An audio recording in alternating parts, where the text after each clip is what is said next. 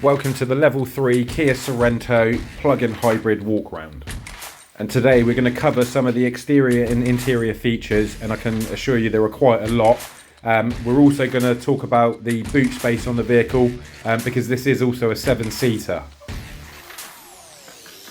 So onto the exterior, and you have front and rear parking sensors as standard on this vehicle. You also have a reversing camera, and that is all from the Level 2 onwards.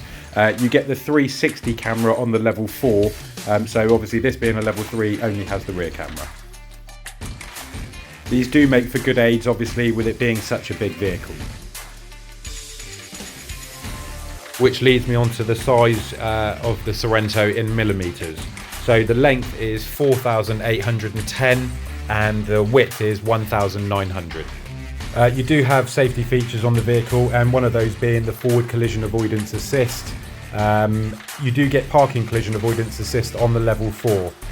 These are very popular cars with Caravanners, and just to let you know that the car does come with trailer stability assist as well. The towing capacity on the plug-in hybrid Sorento is 1,500 kilograms.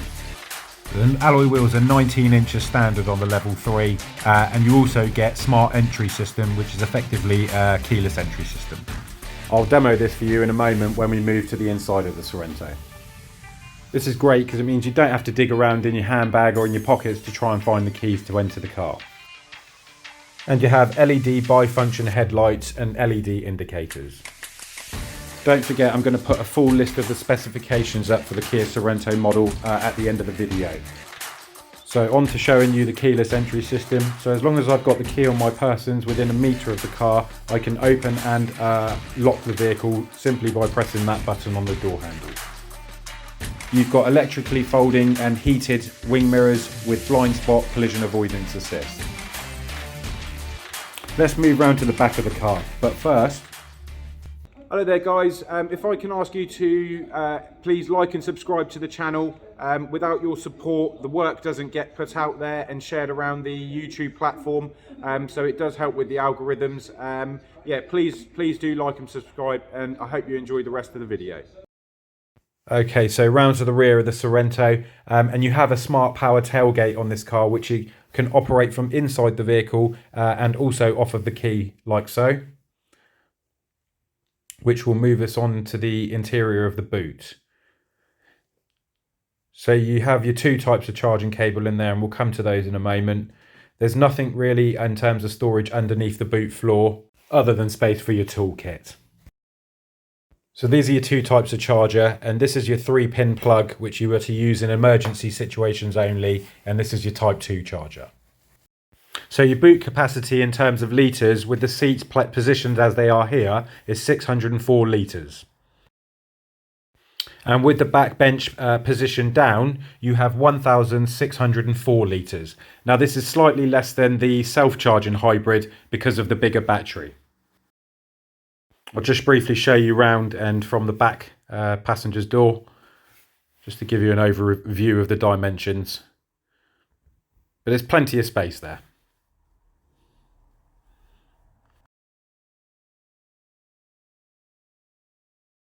So you have charging ports in the back as well, and you also have an air conditioning control system in the back as well.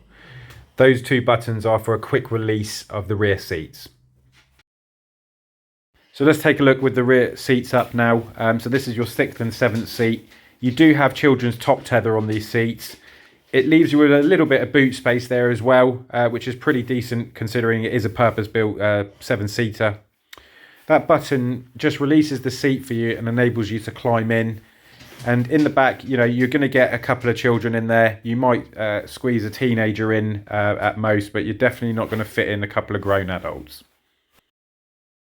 This is the power tailgate shutting off of a button on the boot lid itself.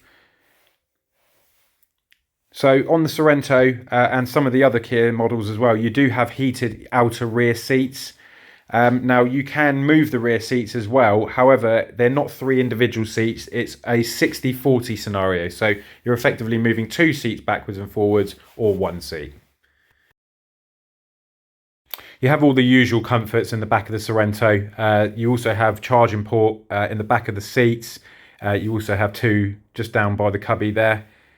You've got a centre armrest with cup holder, children's ISOFIX points, and you do also have rear blinds on the back windows to darken out the back area, and your rear seats do recline as well, which obviously makes for a nice comfortable snoozing position. Let's move on to the driver's cockpit and talk about some of the interior features. We'll run through a few of those with you. If I can ask you to like and subscribe, guys, if you find this informational and factual, it shows me that the content I'm making is working and helping you guys, and it means that I can continue making more content.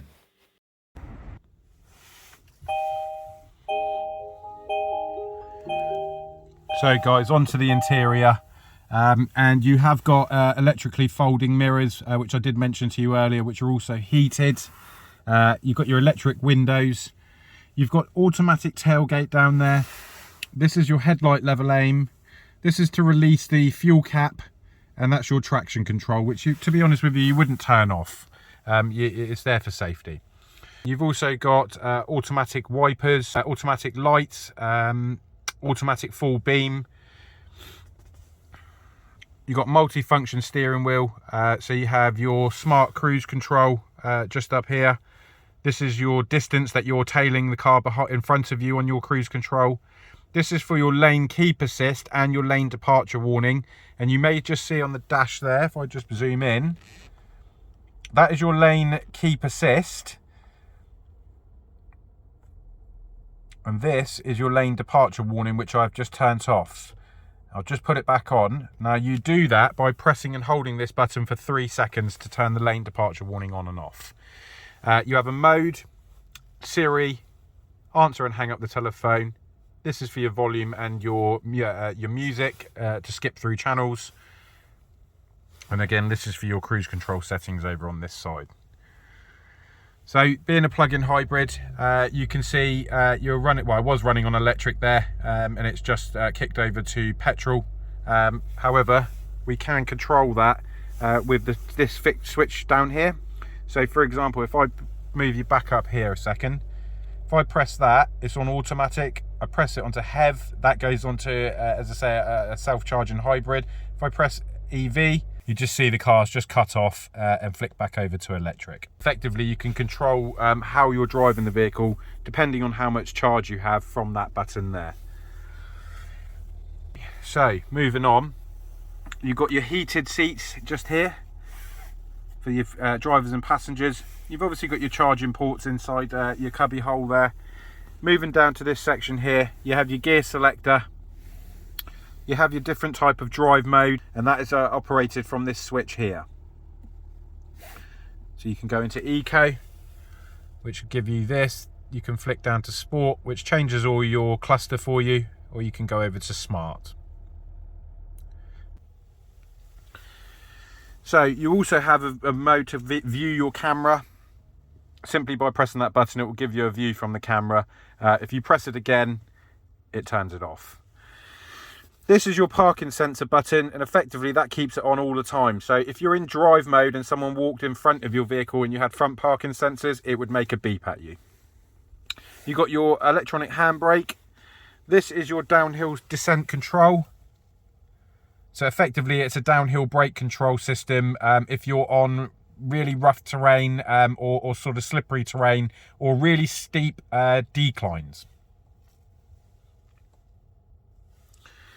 You have auto hold, and just to show you on the dashboard again, that button there, if I put the vehicle into drive, that has now gone green, so I can now lift my foot off the brake pedal and the car will not move anywhere. I'll put it back into park. So you've also then got your heated steering wheel button there as well. Over to the heating control system. So you've got your, I mean, this is all pretty self-explanatory, but you do have air conditioning and dual climate control there. And you also have the ability to just operate on the driver's side to obviously help save electric if you are running on the EV. This is your infotainment screen. Sorry, let's swipe the right way, that might help. And effectively, these are your main options. There is a couple of more pages. There's another page there for your Kia Connect, which is your live updates and so on. I will do a more in-depth video on the infotainment systems, guys, but as I say, I'll do that on a separate video. I hope this sort of helps and gives you a little bit of a walk around the Kia Sorento. As I did mention earlier in the video, this particular model now is no longer available to order, so it will be the Edition, and as I say, that effectively will be the run out of the Kia Sorento model before the EV9 is released. Don't forget, I'm going to list the full specification of the Sorento at the end of the video for you. One other thing I forgot to mention to you was that the combined miles per gallon on the vehicle is 176.6 miles per gallon. That is as long as you have electric in the vehicle.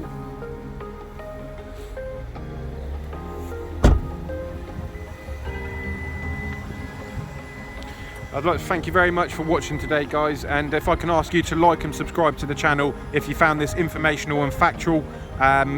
All your support is appreciated and does support me in my work. Thank you very much indeed, guys.